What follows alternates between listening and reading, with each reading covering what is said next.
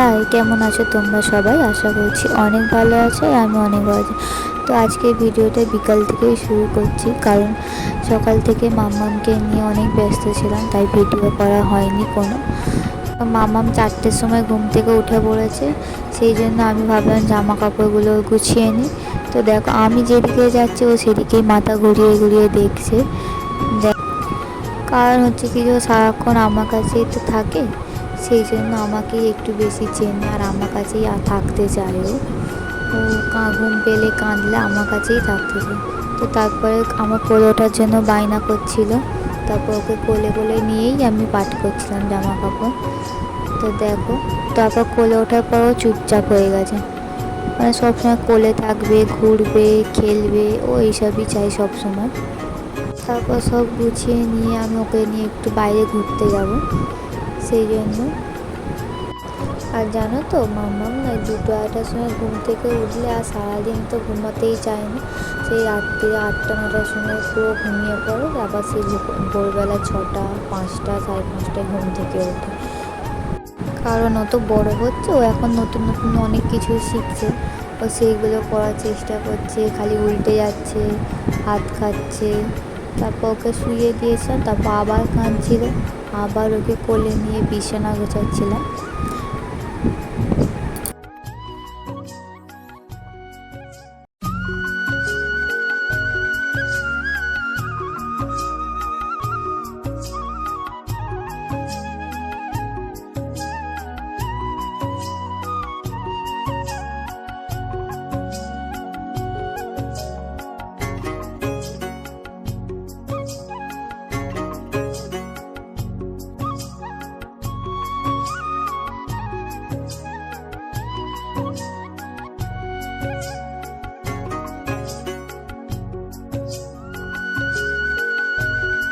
ওকে একটু আদর করলাম, করে নিয়ে তারপর ওকে একটু সাজিয়ে দেবো।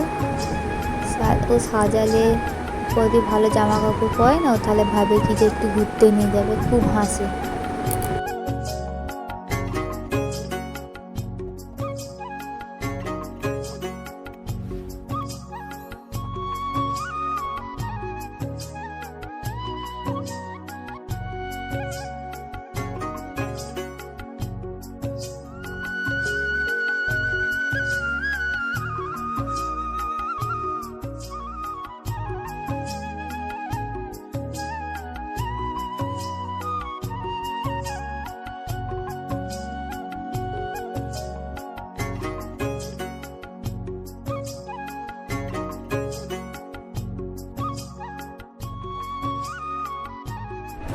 দেখো, ওকে রেডি করালাম আর ও এখন উল্টাচ্ছে, দেখো তোমরা সবাই।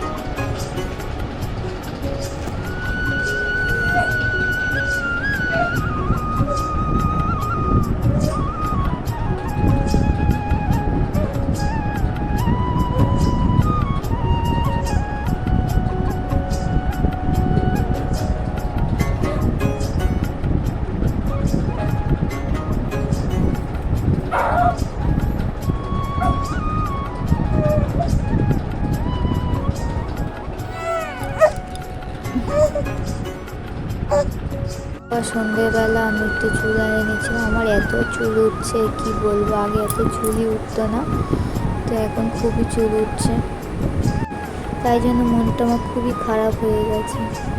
মেয়েটা এখন ঠাম্মার কাছে আছে, তাই চুল আঁচাতে পারছি, না হলে 1-2 দিন ছাড়া চুল আনলে।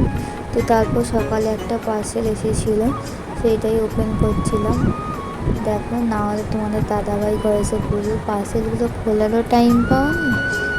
তো তারপর মামার জন্য একটা ডেটল অর্ডার দিয়েছিলাম, তো দেখো।